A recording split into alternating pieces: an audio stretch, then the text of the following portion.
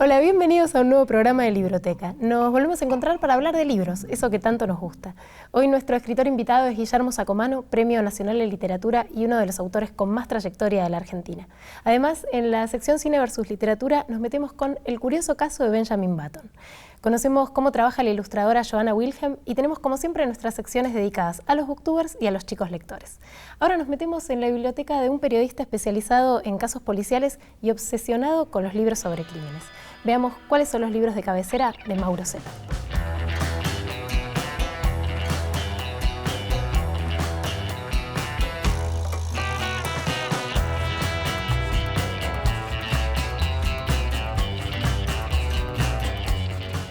Bueno, ¿qué es lo que más te gusta leer? La verdad, libros periodísticos. Con el tiempo me enganché mucho leyendo libros de periodistas. Veo que hay un montón, además. Muchísimo, la mayoría. Casi con exclusividad, sí. Sí, me alejé mucho de la ficción porque en realidad empecé a leer para mi trabajo, que no estaba bueno. Ahora cuando lo pienso me encantaría tener más tiempo para volver a leer, te iba a decir una contradicción, ¿no? Por placer, creo que leo por trabajo. Por ejemplo, este libro, aunque te parezca increíble, que es Sin armas ni rencores de Fito Palacios. Ah, el del Banco Río, divino. Totalmente. Sí, para mí Fito es el mejor periodista escribiendo libros de policiales lejos, porque encontró una vuelta desde el punto de vista periodístico que es no aburrir. El gran problema de los libros periodísticos es que aburran mucho. Y bueno, la historia en la que se inspira este caso también tiene todos los ingredientes de la ficción. Pero no pone una línea de la causa judicial.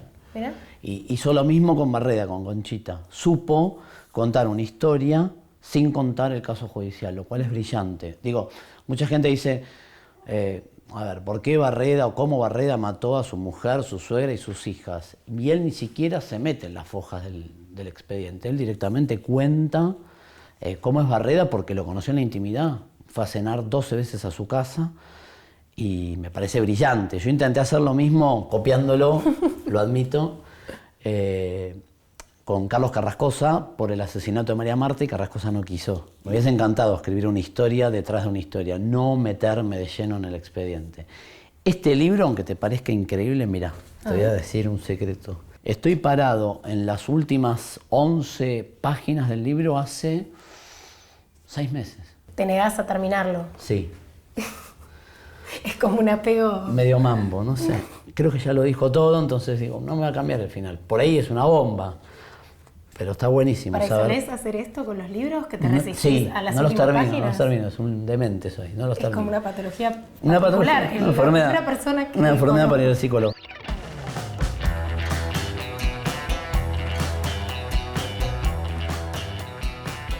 Otro libro que leí que fue fundacional para mi último libro es Abusos sexuales en la Iglesia Católica, de Jorge Listosella. Te diría que fue el libro basal para pensar o cranear mi último libro, que es Secretos que andaba Sagrados. por acá. Ahí está Secretos Sagrados. Lo que me encanta de Secretos Sagrados es la tapa. Es muy bueno. Y te metiste en un tema complicado, tremendo, complicadísimo. Pero Jorge escribió con datos históricos impactantes y lo cito en el libro, tomo algunas cuestiones de su libro, sobre todo en datos internacionales, sobre cómo la Iglesia protege a los curas abusadores a nivel internacional, y está documentado. ¿Qué dato te impactó que realmente no lo esperabas? Curas abusando de monjas en África, por ejemplo. O cómo a través de la historia hay una protección en países europeos marcada con ejemplos, con documentación, con archivo, con documentos. Está buenísimo. ¿Cuánto más necesaria la visibilización entonces, no? Porque... Tremendo.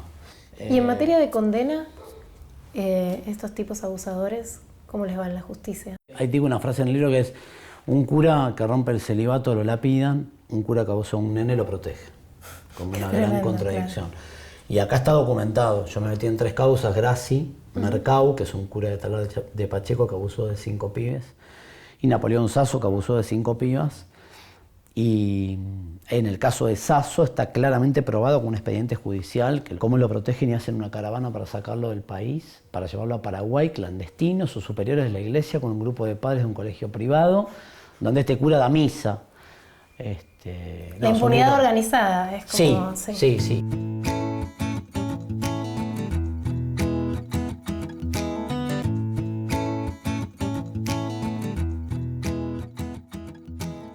¿Y lees novelas policiales? Sí, poco. Me pasa con la ficción que me queda chico al lado de la realidad. Es muy loco eso. Qué curioso, sí. Claro, porque vos en el expediente ves todo. ¿Y qué ficción sí te sorprende? La historia, por ejemplo, la novela histórica me encanta. Este es un gran libro. Los amores de Güemes y demás me parece fantástico. Bueno, pero con un anclaje en la realidad absoluta. Pero siempre, claro, siempre tiene que haber alguien real. Claro. Los amores, las infidelidades, las cartas, las miserias, el frente de guerra, las traiciones. No. Divino el libro. O sea, muy rico.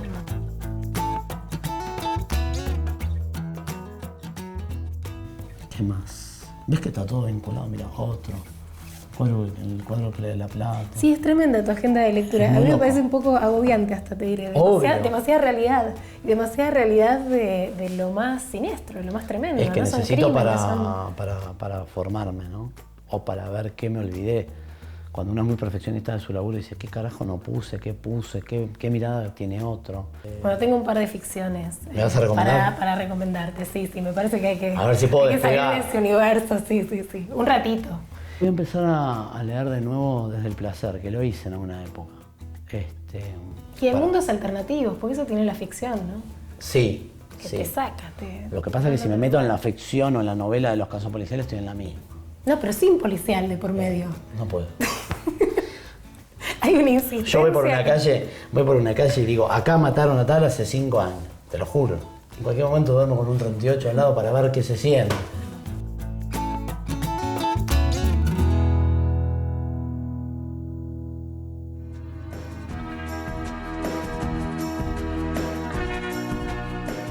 Como todas las semanas llega mi sección favorita del programa y sé que la de muchos de ustedes también, chicos que leen.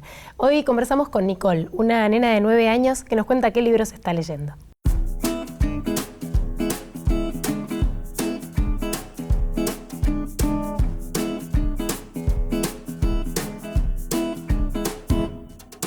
¿Qué estás leyendo?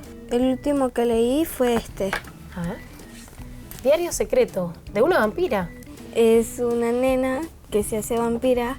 Vos tenés que leer esto para saber qué dice y hay mensajes ocultos. Ah, está en código, o sea que tenés que estudiar el código para después entenderlo. ¿Por qué tiene tantas curitas? Se cayó de la bici y se golpeó. Y manchas de sangre vampírica. Sí. ¿Y ella chupa sangre? No, porque es una nena normal que se disfraza de vampira y cuenta su diario como que si fuera una vampira. Ah.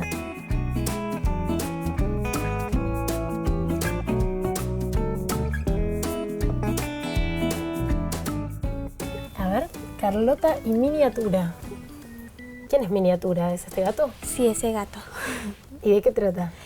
Es una nena que es muy traviesa, es desordenada y hace lío. Ella cree que sus papás como que son malos.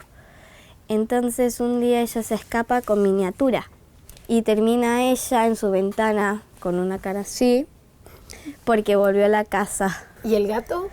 Y bueno, el gato hace el lío, se come todo. ¿Es igual de travieso como ella? Sí. Ah.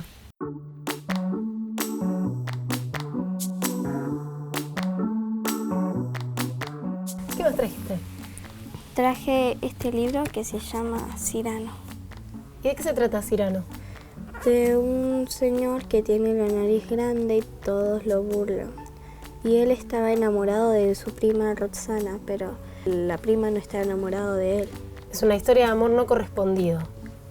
Y al final Cyrano muere, pero muere feliz porque murió en los brazos de su amada, o sea, de la prima Roxana. Nos estás contando el final. ¿Y qué te gustó más de esta historia de amor? Que Cyrano ayudaba a los que estaban enamorados de Roxana, porque a él lo que le importaba era que Roxana fuera feliz.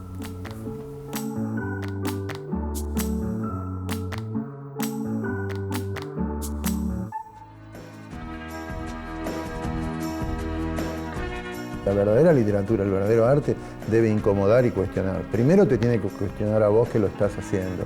Si no te cuestiona a vos, estás frita.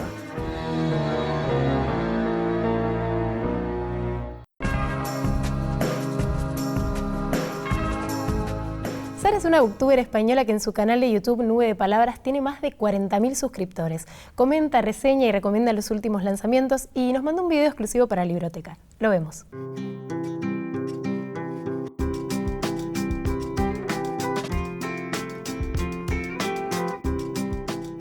Hola, soy Yuka del canal Nube de Palabras, aunque en realidad me llamo Sara, tengo 21 años y vivo en España. Una de las preguntas más frecuentes que nos hacen a los lectores es qué formato para leer utilizamos o nos gusta más, si el papel o el formato electrónico. La verdad es que en mi caso me da igual porque me gustan los dos muchísimo. El papel tiene la ventaja de que es, digamos, lo tradicional, es lo que hace especial a todo el proceso de lectura. Pero el formato electrónico me gusta mucho porque es muy cómodo, es también muy fácil de llevar a todos lados y también pesa menos. Un libro que no puedo dejar de recomendar a los seguidores es La historia interminable. Es un clásico de la literatura juvenil contemporánea o moderna y la verdad es que es increíble. Es una historia mágica, llena de aventuras y de fantasía que logra atrapar al lector desde el principio, incluso se siente el propio protagonista de la historia. Es de verdad una experiencia única leer este libro y yo lo recomiendo mucho por eso. Creo que uno de los autores con los que más ilusión me haría hablar sería Carlos Ruiz Zafón y le preguntaría que cuándo se va a publicar o si ya ha terminado de escribir la cuarta parte de la tetralogía El cementerio de los libros olvidados, que son unos libros también maravillosos. Lo que más me gusta de la literatura y de los libros es que son capaces de transportarte a mundos increíbles con los que nunca hubieses podido soñar. No hay nada igualable a la sensación de acabar un libro sonriendo de pura felicidad por el final o por lo que te ha transmitido.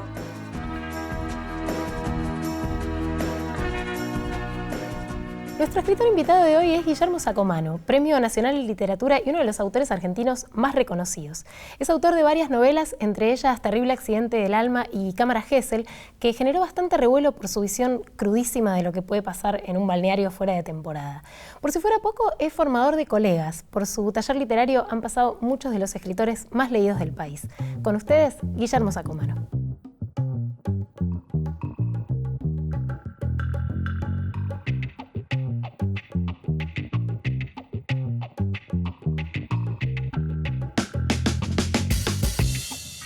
¿Recordás cuáles fueron tus primeras lecturas? ¿En tu casa había biblioteca? ¿Compartías esos libros con tus padres? Supongo que deben haber sido los libros de la colección Robin Hood, la legendaria colección Robin Hood. La amarilla. La amarilla, con tapas de Pablo Pereira, donde estaba todo Salgari, Verne, etc. Pero también yo tenía en casa a mi disposición, con ingreso irrestricto, una biblioteca muy amplia, que era la biblioteca de mi padre, donde tenía acceso desde a Crimen y Castigo hasta las memorias de una princesa rusa.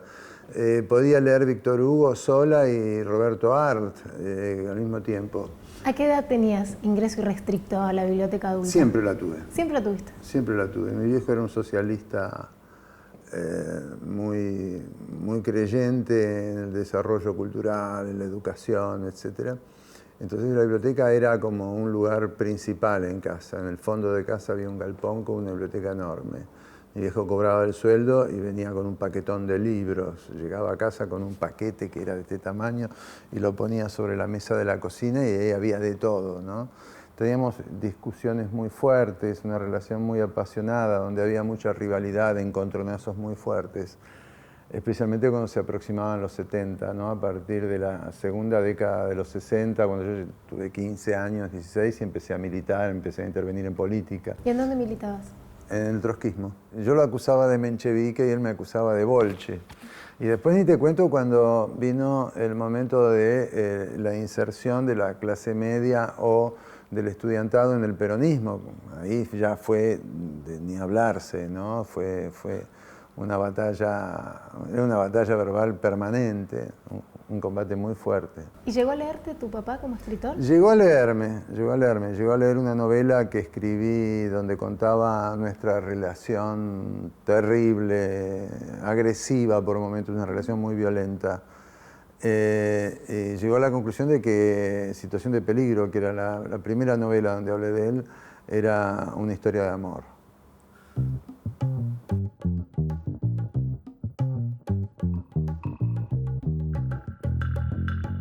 Desde los 90 vivís en Villa Gesell. Desde fines de los 80.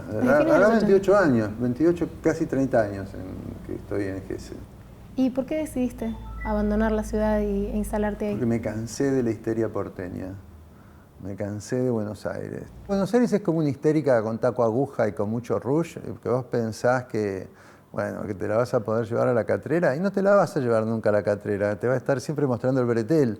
Es decir, en Buenos Aires tenés una oferta cultural inmensa. Vienen los europeos y se caen de traste cuando ven lo que hay. Es infinito, inabarcable, es sí. inabarcable, y no podés. Entonces tenés dos opciones: o consumís información o te dedicás al saber. La única manera de dedicarte al saber es recluirte.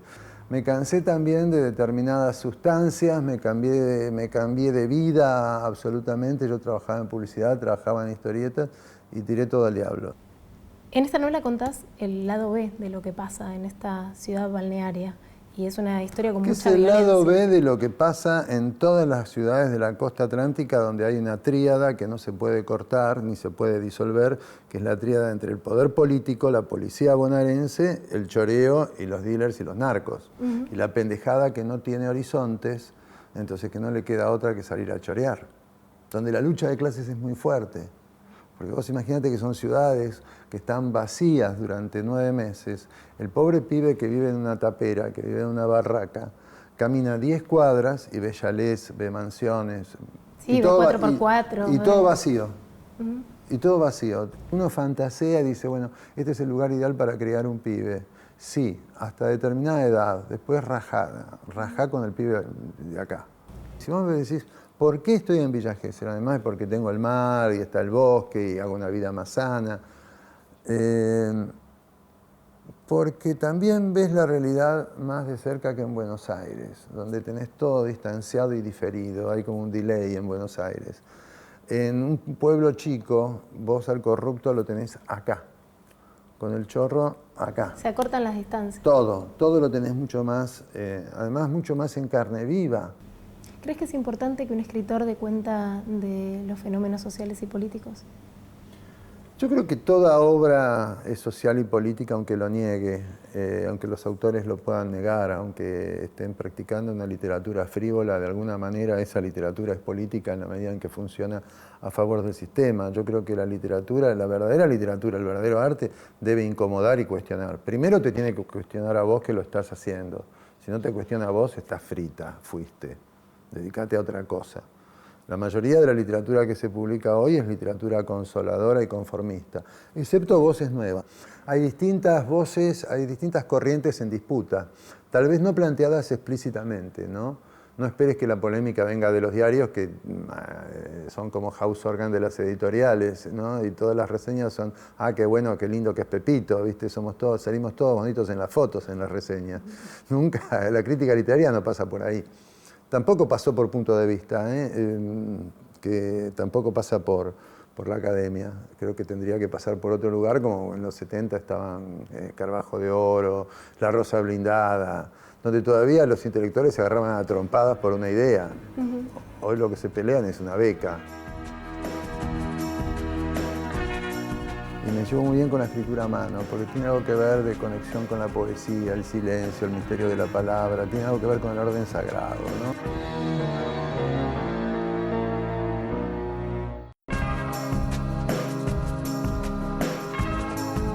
En la segunda parte de la entrevista con Guillermo Sacomano seguimos conversando sobre el oficio del escritor y le preguntamos sobre Amor Invertido, la novela erótica que escribió a 4 manos con Fernanda García Lago.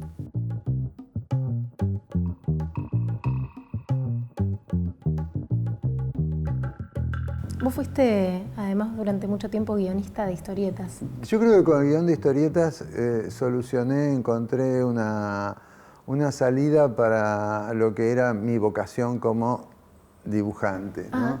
Entonces, con el guión de historieta encontré una alternativa, digamos, como un camino intermedio, un híbrido entre el dibujo y la palabra, entre la imagen y la palabra.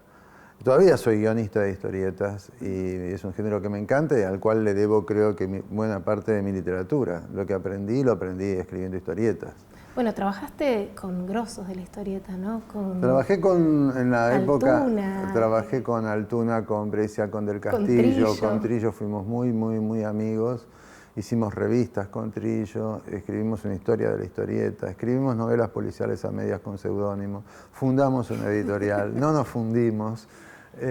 Mi paso por los géneros menores para mí es un momento de reivindicación absoluta en estos tiempos de tilinguería cultural, ¿no? Donde los géneros menores están como desplazados. A mí lo que me da bronca hoy cuando veo las historietas que aparecen publicadas con tapa dura, en libros finos, en álbumes.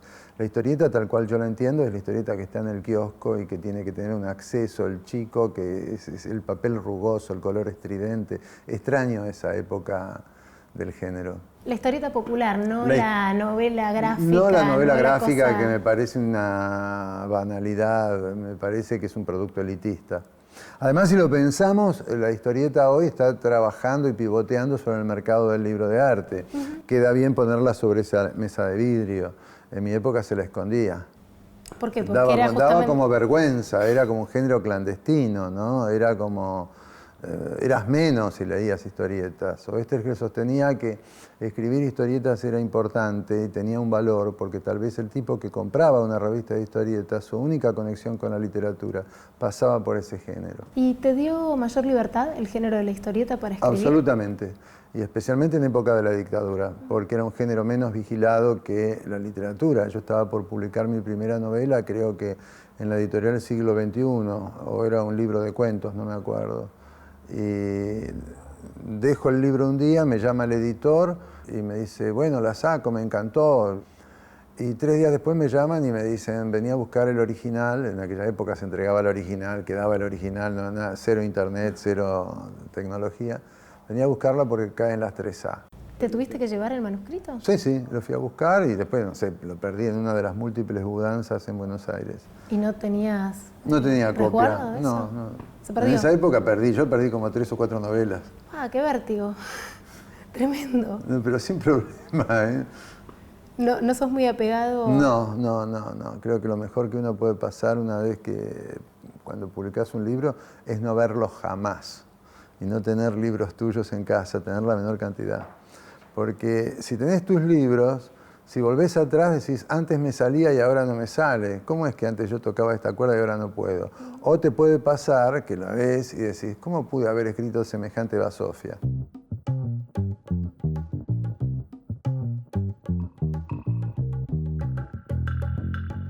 Bueno, vos experimentaste en casi todos los géneros. Digo, escribiste Sí, poesía, el cine. historietas, cine, Sí. periodismo. Amo la escritura. ¿Amás la escritura? ¿En alguno de esos géneros te sentís más cómodo que en otro? Creo que en la escritura ahora de novelas cortas, y me llevo muy bien con la escritura a mano, porque tiene algo que ver de conexión con la poesía, el silencio, el misterio de la palabra, tiene algo que ver con el orden sagrado, ¿no? Entonces, y con el dibujo tiene que ver también el escribir a mano. Hay un grado de concentración que uno tiene que no tiene tal vez con la computadora, donde corregís, pasás a lo inmediato. Además la impresora te miente, vos tenés una sensación de que ya está listo, it's over, chao. No, corregí.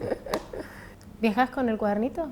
A todos lados, escribo en bares, escribo en consultorios, escribo en salas de espera y además trabajo con el formato del cuaderno. Son esos libretones tipo Muleshkin que tienen no sé cuántas páginas, creo que 90 páginas, que con mi letra después pasados en limpio dan aproximadamente 25 carillas A4. Perfecto, lo tenés calculadísimo. Y cuando veo que me quedan 10, 15 páginas para terminarlo, ahí le meto acelerador a fondo y eso me va cantando que viene el final. Y esto es un formato, si vos querés, que yo he tomado, el laburar con formato te contiene. Esto lo aprendí de la historieta o lo aprendiste del cine. En el cine te dijeron que tenías que escribir 120 minutos y son 120 minutos y no te pases de la raya. En una historieta tenés que escribir 120 cuadros, 80 cuadros, es decir, los formatos te contienen.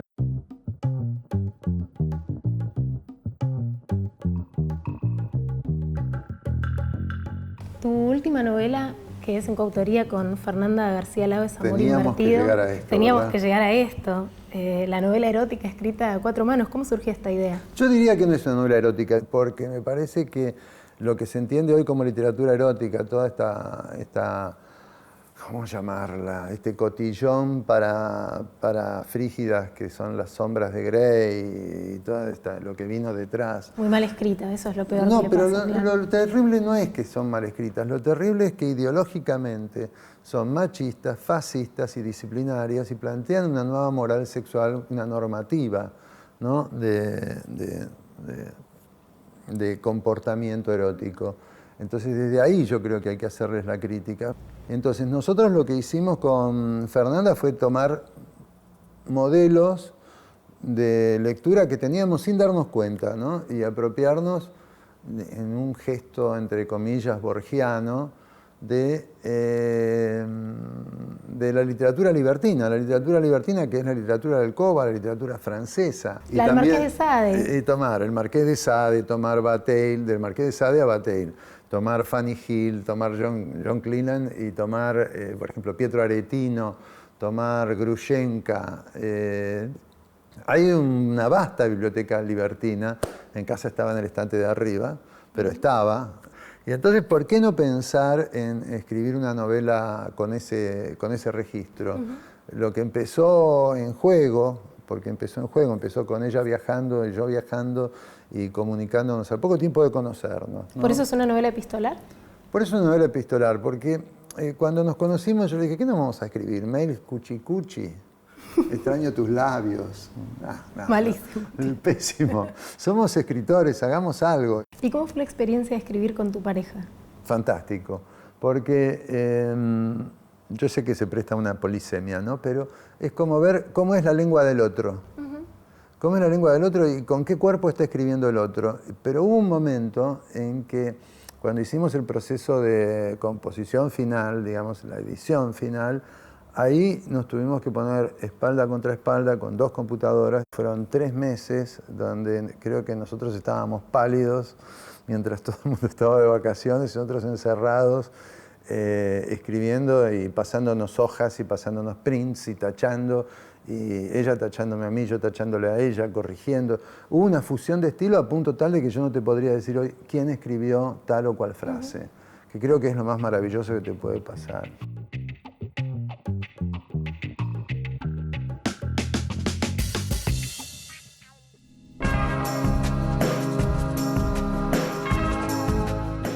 Hoy conocemos el lugar de trabajo de una diseñadora que dibuja con una técnica bastante curiosa.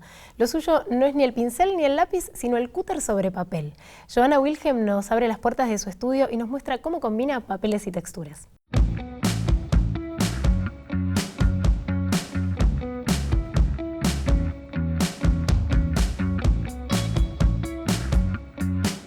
Desde que fui muy chiquita hice muchos talleres de cerámica, pintura, dibujo, o sea, siempre hice algo relacionado con el arte y con la plástica. Después estudié la carrera de diseño gráfico y de manera más autodidacta empecé a calar y de a poquito como que fui incorporándolo como técnica y hacer serigrafías, como aplicar estos calados que yo venía haciendo a productos o objetos o piezas de arte. Con una hoja de papel puedes hacer millones de cosas. En algunos casos pongo a calar directamente y sin ningún tipo de dibujo. A veces hago como algunas líneas de referencia en lápiz. Y a veces sí lo diseño completamente en la computadora y después me imprimo esa referencia y lo calo ya directamente con el dibujo. Como inspiración me gusta mucho una artista alemana que se llama Lotte Reiniger, que es la primera que hizo animación cuadro a cuadro, cortando cada pedacito y cada personaje con tijera y papel. Y después otras cosas que no tienen nada que ver con el calado. Matisse me gusta mucho y toda su época que hizo recortes de papel, diferentes cosas también.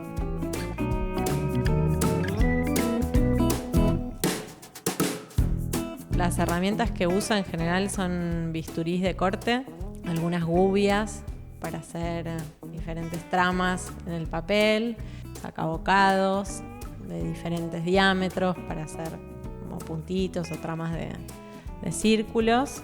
tijeritas chiquitas, punzones, herramientas que son por ahí de ferretería o que se usan para otras cosas, pero las voy incorporando para el calado.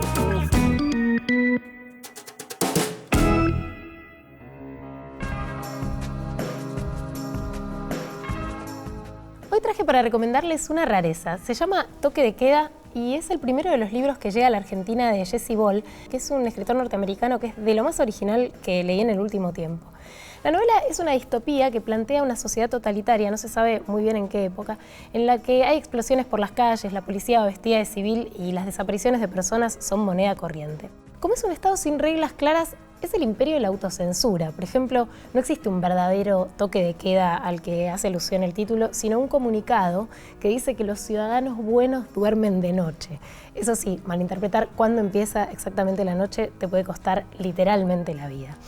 El protagonista de Toque de Queda es un violinista que ya no puede tocar porque la música y los instrumentos están prohibidos y que vive con su hija de 9 años que es muda. En este sentido es un hallazgo cómo Ball pone en el papel la voz sin voz de la nena, por ejemplo, marcando sus diálogos de señas con un pequeño asterisco, que es un recurso que no entorpece para nada el desarrollo de la novela. Como ya no le permiten hacer música, el protagonista tiene un trabajo bastante particular. Es escritor de epitafios. Cuando alguien muere, el gobierno lo manda a la casa de los familiares del fallecido para que juntos piensen una inscripción para la lápida. Y acá se nota que Ball es poeta porque los epitafios son poesía pura. Por ejemplo, después de la muerte de una niña, sugiere que en su lápida diga Lisa Epstein, 9 años, 24 días, en nuestra calle anochecía. Además, los hechos brutales que aparecen en la novela son también narrados con una prosa bellísima. Es un libro original, tremendo y hermoso al mismo tiempo. Se llama Toque de Queda de Jesse Ball y lo publicó La Bestia Equilátera. Ahora sí, llegamos al final de Libroteca. Ojalá se hayan tentado con algunas de las recomendaciones y nos vemos en el próximo programa, acá en el canal de la Ciudad.